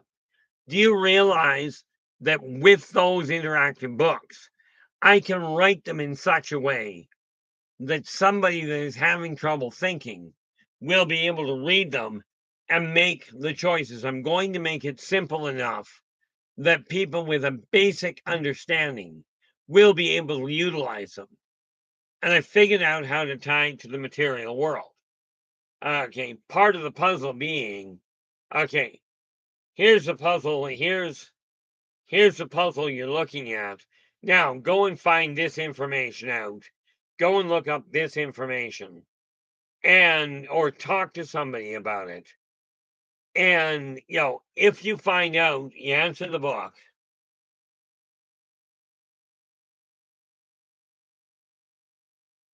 Yeah, absolutely, Adam. That is one of those real necessary things.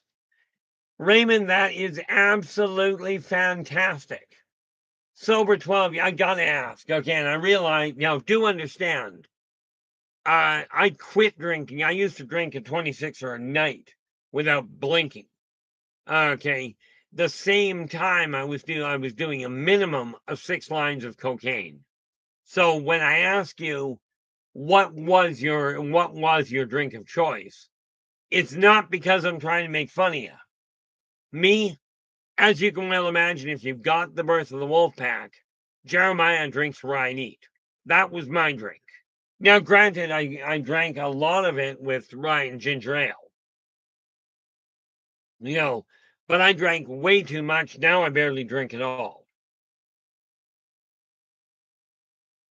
Which, by the way, I'm not unhappy about by any stretch.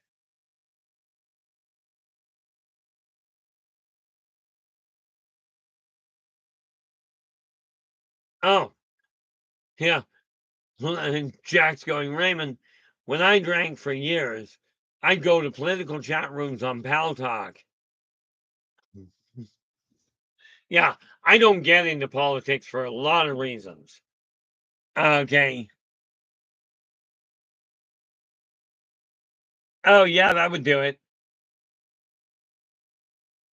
See, I never, like Jack, I didn't mind.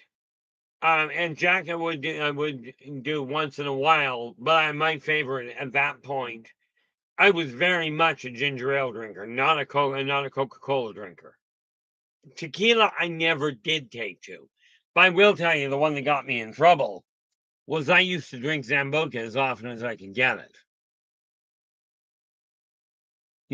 I'd go through a bottle of I'd go through a bottle of rye in a night, but I'd go through a bottle of Zambuca. Probably in a week, I'd go through another bottle of that. Like I said, it was not a question of drinking a little bit.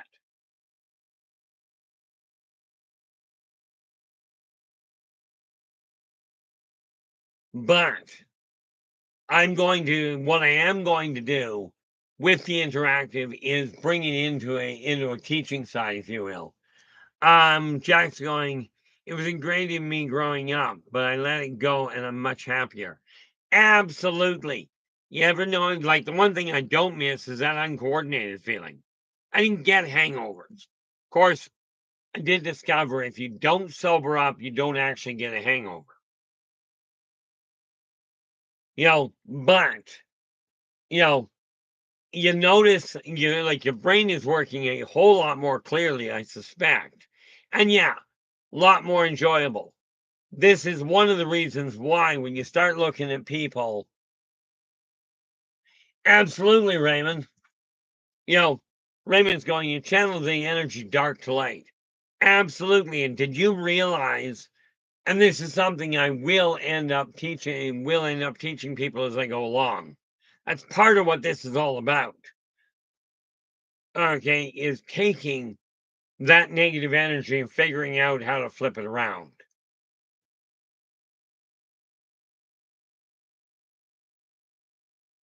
Oh, I see. All in all, it's an interesting situation. Yeah. Yeah. I was talking to somebody today, and they went, when we start talking metaphysics, they went, you and I are both speak the same language. But they went, you go so far into it that it's almost impossible even for me to track, which is understandable.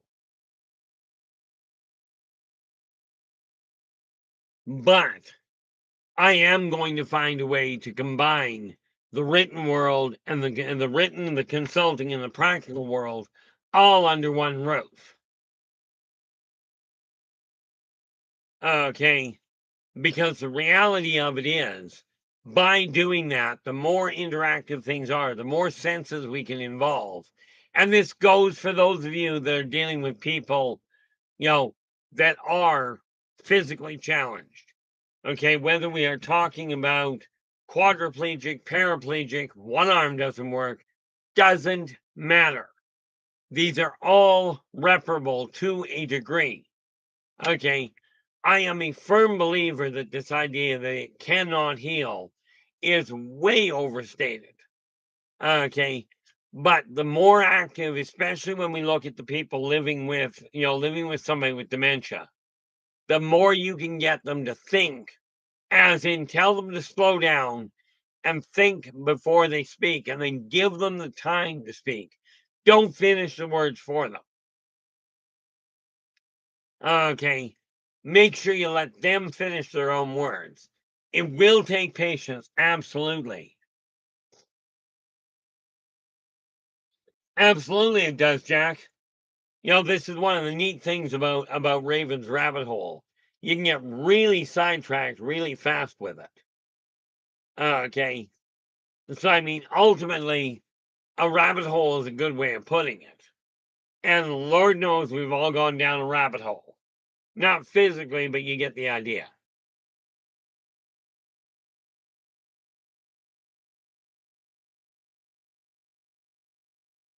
So I'm looking at this world going, there are a lot of people are going, oh, you're mentally deficient, you're now neurodivergent, you're psychotic, you're ADHD, you're ADD.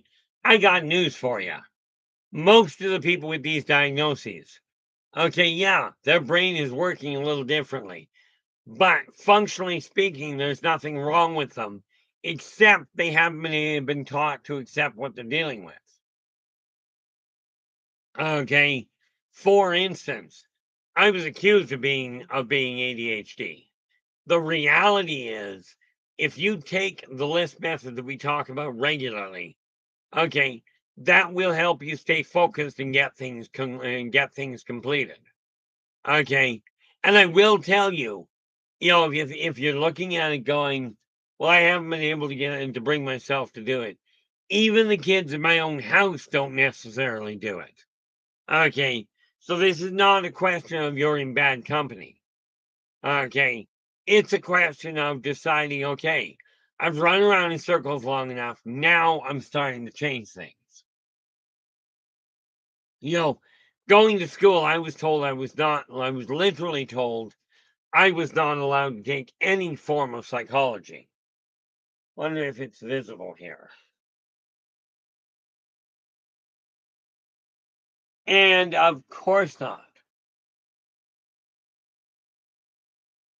Or is that it there? Nope, that's not it.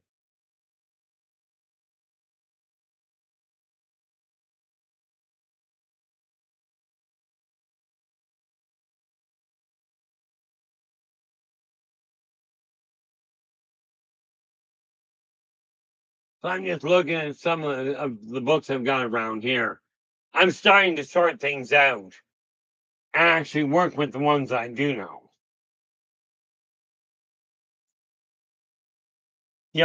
So it's going to be a long journey getting things turned around. For those of you that are dealing with somebody whose mind is not working at full throttle at this point, just encourage them to slow down. Okay, I was dealing with a chap that had a severe stutter at one point. Okay, and he told me himself, look, if I'm having trouble saying something, do not finish my words for me. He goes, please just remind me to slow down so I can actually speak.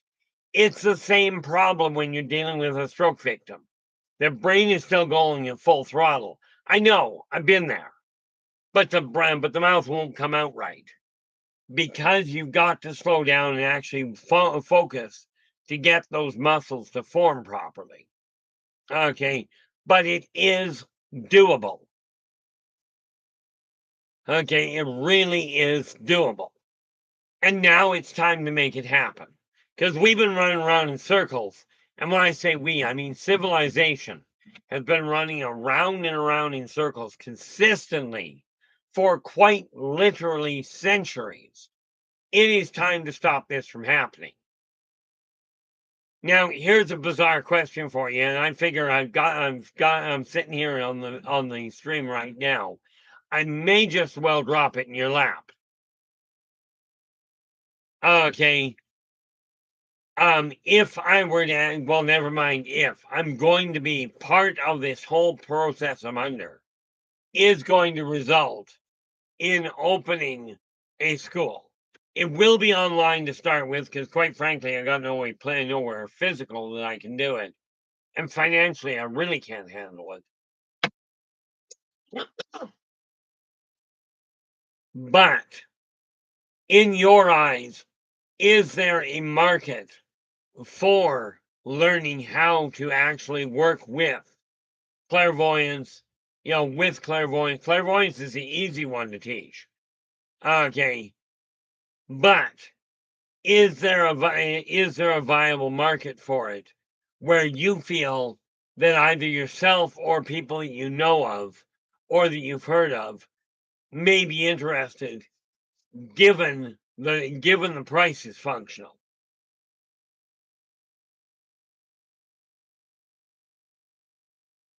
Now I just got, thank you so much for that, Adam.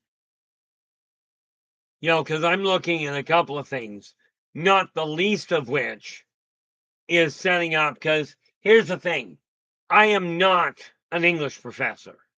I know what I know about writing. I can pass that on, and I do know how to teach tarot. I've already written a course on tarot. Okay, I've already got the information for how to build clairvoyance. Okay, now what would you do if I told you we can take your book, and when I say we, quite seriously, I'm referring to here's what we're working on, and get you set up, figure out a workshop, if you will, or an order of class to actually take your book and get it into print. Okay, now I saw somebody one day, it was funny. I watched this, and then what turned out to be a master class, right? And the guy says, I can show you how to take a book from idea. Christine, how you doing? Glad you could join us. I tell you, I listen to this guy. He says, I can show you how to take a book from an idea to in print in 6 weeks, or in 10 months. And I looked at him and I said, I put one out in 3 months. What am I going to do? Slow down? My problem is I got so much on the go that I have to get focused, which is why today when I was working on Return to Paradise, okay, we got eight pages completely re-edited, okay, and ready to go to print.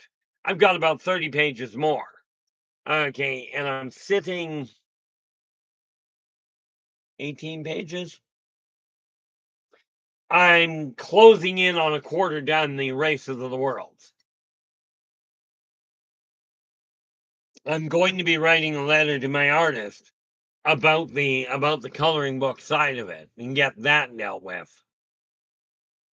Because these things all have to come to print. The way I figure it, the more frequently or the more steadily these ideas I'm talking about come to light, the more you guys are going to be able to look at it and go, okay, there's the light he said, there's the torch he said he was going to light. Now we just got to try and keep up. Do not make the mistake of trying to set the same pace I do. This is a bad idea. I was up until 2 o'clock this morning, and then I ended up back up at 5. Okay. And Jack, now let me ask you this, Jack, and I'm dead serious about this question because it's one of the things I'm working on. In your eyes, okay, what would it be worth to you? And I'm just looking for a ballpark number, because I know this idea, people keep saying, oh, there's a course out there for $10,000. That's brilliant.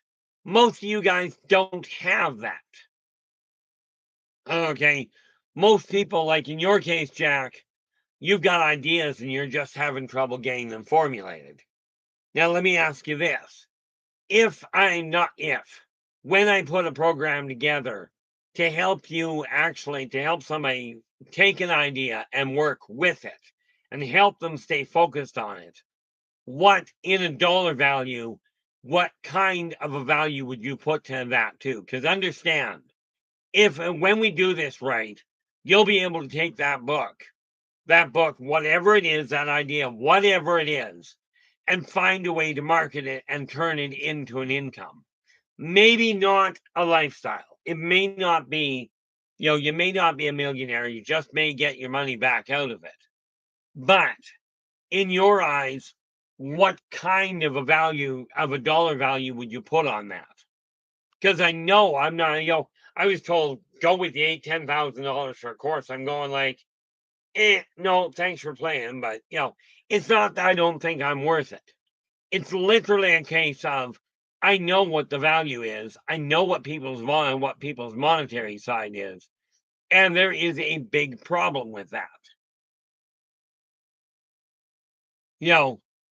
But it's a question of learning how to focus, learning how to pick one direction and go with that. And this is why I've got a whole pile more writing to do tonight. Where are we here? We should be we're hitting the 2 already.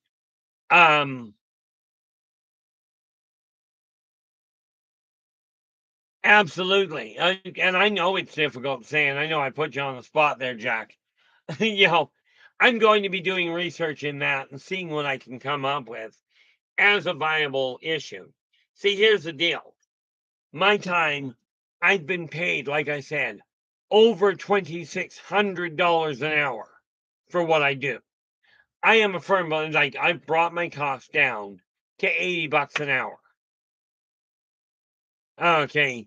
Now, in that time, we can there is no doubt in my mind, whether I'm doing consulting work, whether I'm doing healing work, whether I'm teaching class, doesn't matter. Okay. To me, $80 an hour is a pretty functional setup.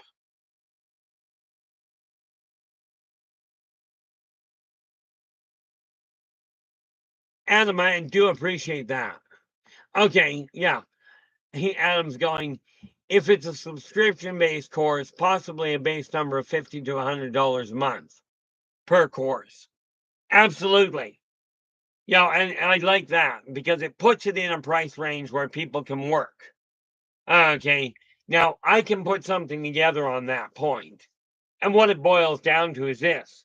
I break it down to simple courses. Okay. Yeah, I absolutely, and this side of it, I'm not stopping. Okay. This side of the live stream and of the newsletter, I'm not stopping that at all. Okay. But the one holdup with it is if you're working on a project, okay, if you're working on getting a book written or an idea into form, okay, it's going to take some pretty serious one-on-one brainstorming. That's got to be worked into it as well. Okay, and I've already been told by people, you got to look at charging for the newsletter. I'm like, okay, it's been looked at. Why would I bother? Okay, but giving the ideas, it's really an issue. Like for instance, I've got 3 interactive books that I've already got laid out, I've already started with. But I have now picked one that I'm working with. I'm actually going to focus on getting done. In addition, priority 1, quite seriously, the Return to Paradise, The Races of the World, second printing, okay, are the 2 big ones. The coloring book will not be out this year, but I will have it out and I'm going to be Matter of fact, better do that. Coloring book out by next spring. Or not by next spring, rather, by next Christmas. Okay. And the reason for that, I've got to get these lists down to start really racking them off properly. Okay. The important factor here is figuring out how to focus and how to get everything running in the right direction. It's funny. I was talking to a friend of mine about organizing my thoughts regarding putting a school together. This is just one aspect of it. Okay. And these are all things I can teach.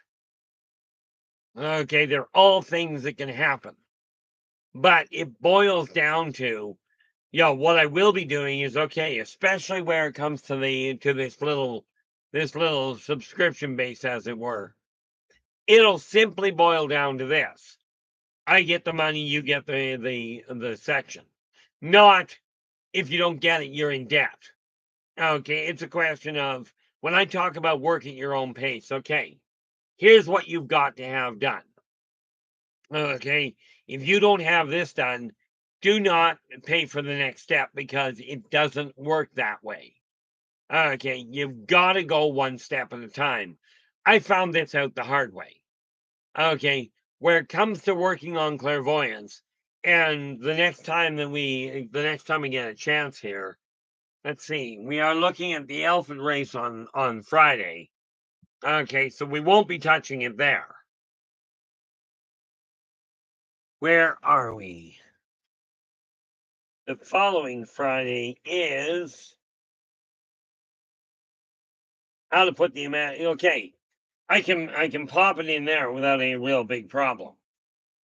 When I start looking about how to take the imagination and use that to amplify your success level, I will show you a trick there where it comes to enhancing your ability to see events or to see objects that you can't physically see. Okay. And I'm going to put the bunch of you to a test. And I know how to do it. I just got to make sure I don't know if I'll be able to do it next week, come to think of it. But I know of a test that I can do right here on the live stream. Okay. And I'm going to put your guys to, and I'm already working this out.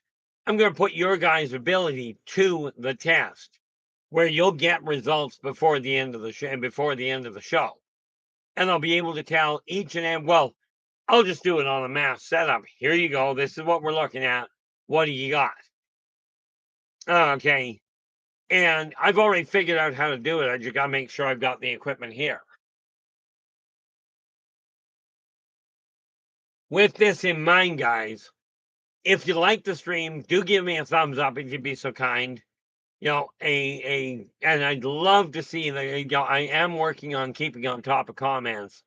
I do go through the comments regularly now. If you've got a question that didn't get answered, or you've got an idea of something you'd like to see happen, absolutely drop me a message in the comments. I will do my level best. Right now, I'm up to date, except I haven't done the ones from a year back. But all of the current ones have been answered. Okay. But thank you so much for sharing your time with me. I really do appreciate it. The nice part about it from my standpoint is I get so much support from you guys that's absolutely incredible. So I really want to say thanks so very much. I will be back again. Until then, do take care of yourselves and each other. And for pity's sakes, stay positive.